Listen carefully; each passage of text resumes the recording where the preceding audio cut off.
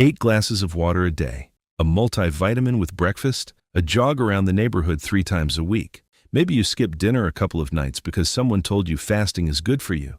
You feel like you're doing everything right, and you might be slowly wrecking your body without knowing it. I've had patients sit across from me genuinely confused. They eat well, they exercise, they take their supplements, and somehow their joints are getting worse. Their blood pressure isn't coming down, their energy is dropping, or their kidneys are showing early signs of strain. When I look at their routine, the answer is almost always hiding inside the habits they're most proud of, the ones they'd never think to question, because the internet told them it was healthy. Today, I'm going to walk you through 8 habits that millions of people over 50 believe are protecting their health, but are quietly doing damage. And by the end, you'll want to rethink at least 3 of them. I'm Dr. Gray. Every week, I break down the silent health risks after 50 in the simplest way possible, using real examples and zero medical jargon, so you can protect your health without needing a medical degree. Habit 1. Drinking too much water. You've been told your whole life to drink more water. 8 glasses a day. Keep a bottle with you at all times. If your pee isn't clear, you're not drinking enough. Once you're past 50, your kidneys slow down. They can only process about 1 liter per hour, roughly 4 cups. When you drink more than that consistently, the excess water waters down the sodium in your blood. Sodium is what keeps fluids balanced inside and outside your cells. When it drops too low, your cells start to swell, including the cells in your brain. Doctors call this hyponatremia, and what it feels like is confusion, dizziness, nausea, headaches, and in serious cases, seizures. You don't need your urine to be crystal clear. That actually means you're overdoing it. Pale yellow, like lemonade, means you're right where you should be. Drink when you're thirsty. Your body has been managing this system long before anyone invented a water intake app. Habit 2. Taking a daily multivitamin, just in case. Millions of people past 50 take a multivitamin every morning as insurance, figuring that even if they don't need everything in it, it can't hurt. But it can. Your body doesn't handle all vitamins the same way. Vitamins A, D, E, and K get absorbed into your body fat and stay there. Your body doesn't flush them out the way it does with vitamin C. Over months of daily supplementation on top of a decent diet, these can build up to levels that cause real problems. Too much vitamin A can weaken your bones. Excess vitamin E has been linked to increased bleeding risk. High-dose vitamin D without monitoring can lead to calcium piling up in places it shouldn't be, coating the inside of your arteries like limescale in a pipe and putting extra strain on your kidneys. Get your levels tested first. Take only what you're actually low in. A single targeted supplement based on a blood test does more for you than a daily handful of everything thrown together in one pill. Habit 3. Jogging on pavement to stay fit. Running is fantastic exercise. In your 30s and 40s, past 50, pounding pavement 3 or 4 times a week puts repeated high-impact stress on joints that have lost cushioning over decades. Your cartilage, the rubbery padding between your bones, thins naturally with age. Every time your foot hits concrete, the shock travels straight up through your ankles, knees, and hips with nothing soft enough to absorb it. Picture a car driving over speed bumps. When the shocks are new, you barely feel them. When the shocks are worn out, every bump rattles the whole frame. That's what jogging on hard ground does to aging joints. Each stride is a speed bump your body can no longer absorb smoothly. Walking at a brisk pace gives you nearly the same cardiovascular benefit with a fraction of the joint impact. Swimming and cycling are even gentler. You don't have to stop moving. You have to stop punishing your joints for wanting to stay active. Habit 4. Skipping meals. Because you heard fasting is good for you. Intermittent fasting has exploded in popularity, and for younger adults, the research does show some potential benefits. But in your 50s and 60s, skipping meals introduces risks that rarely get mentioned. When you go 14 or 16 hours without eating, your blood sugar drops. For an aging body that already struggles to manage blood sugar smoothly, that drop can be sharper and harder to recover from.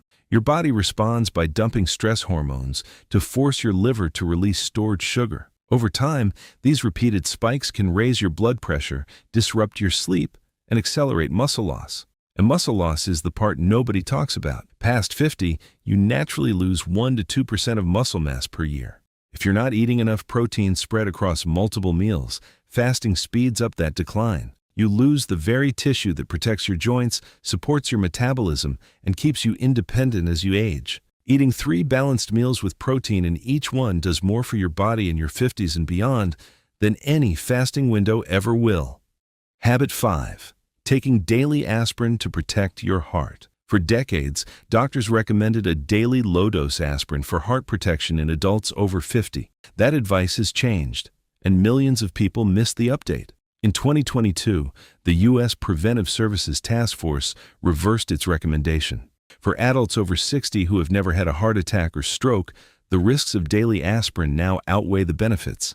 Aspirin thins the blood, which can help prevent clots, but that same thinning makes you more vulnerable to internal bleeding, especially in the stomach and intestines. The risk of serious bleeding climbs with age, and past 60, that risk starts to outweigh the cardiac benefit for people who haven't already had a heart event. If you've been taking daily aspirin for years because someone told you it was smart, ask your doctor whether it still makes sense for you personally. Don't stop it on your own. That needs to be a supervised decision. But don't assume the advice you got 10 years ago still applies today. Habit 6. Doing intense cardio to keep your heart strong. There's a belief that the harder you push your heart during exercise, the stronger it gets. For younger adults, that's largely true. In your 50s and beyond, the equation shifts. Intense cardio, long runs, spinning classes at maximum effort, high-intensity interval training pushes your heart rate into zones that your body may not recover from as efficiently. Your arteries lose flexibility with age. Imagine a garden hose that used to bend easily but has been sitting in the sun for 20 years. It's stiffer, less forgiving. Your heart muscle doesn't snap back between beats as quickly as it did at 30. For people with undiagnosed heart conditions, which is common past 50, sustained high-intensity exercise can trigger abnormal rhythms, spike blood pressure dangerously, and in rare but documented cases, cause heart attacks during or right after the workout. But what should change how you think about exercise is this. Studies consistently show that people who exercise at moderate intensity, brisk walking, light cycling, swimming, 5 days a week live longer and have fewer heart problems than people who go all out 3 days a week. Your heart needs regular, steady work, not a red line every session. Habit 7. Eating low-fat everything. The low-fat era told an entire generation that fat was the enemy. Millions of people in their 50s, 60s, and 70s still buy low-fat yogurt, skim milk, and fat-free dressings because the habit stuck from the 1990s. But what nobody went back and corrected is this. When manufacturers remove fat from food, it tastes terrible. So they replace it with sugar, artificial sweeteners, and processed thickeners to make it edible again. That low-fat yogurt you eat every morning might have more sugar per serving than a candy bar. And sugar, consumed daily for years, wears out a system your body depends on. Your body uses a hormone called insulin like a key to unlock your cells and let fuel in. When sugar wears down that lock over years, the key stops turning. Fuel piles up in your blood instead of reaching your cells, and that's the beginning of the road toward diabetes, inflammation, and weight gain. Fat never did that on its own. Your brain is roughly 60% fat. Your hormones need fat to function.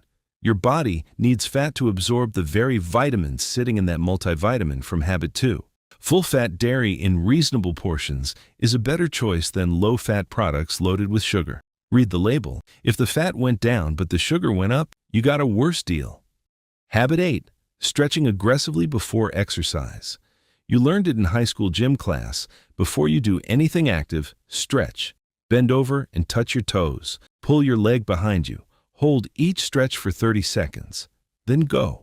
The research on this has changed, and most people over 50 are still doing it the old way. Holding a muscle in a stretch position while it's cold can actually weaken it temporarily and increase your injury risk. You're pulling on tissue that hasn't warmed up yet, like stretching a cold rubber band. It doesn't flex smoothly. It's more likely to tear. But I'm not done yet. What works better is warming up through movement. Walk for 5 minutes before your workout. Swing your arms gently. Do some light squats or leg swings. Let your muscles heat up through activity, not force. Save the deep, held stretches for after your workout when the tissue is warm and flexible. That's when stretching actually helps instead of hurting. The pattern behind all 8 habits is the same. Each one started with good intentions and solid science for someone younger. The problem is that advice designed for a 35-year-old body doesn't automatically transfer to a 55-year-old body. Your kidneys are slower, your joints have less padding, your hormones respond differently, your heart recovers differently. What worked at 40 can quietly turn against you at 60 if nobody tells you to adjust. Talk to your doctor about the habits on this list that you recognized. Ask specifically, is this still the right approach for me at my age with my health? That one question could prevent damage you didn't know was building. The hardest habits to change are the ones you believe are helping you. Nobody questions something they've been doing for 20 years, especially when it feels like the responsible thing to do. But your body in your 50s and 60s is not the body you had at 35. It responds differently, recovers differently, and breaks down differently. The habits that protected you once can quietly work against you if nobody tells you when to update them. This is that conversation. Not everything needs to change, but everything deserves a second look, especially the habits you've never thought to question. Now you know. The rest is on you.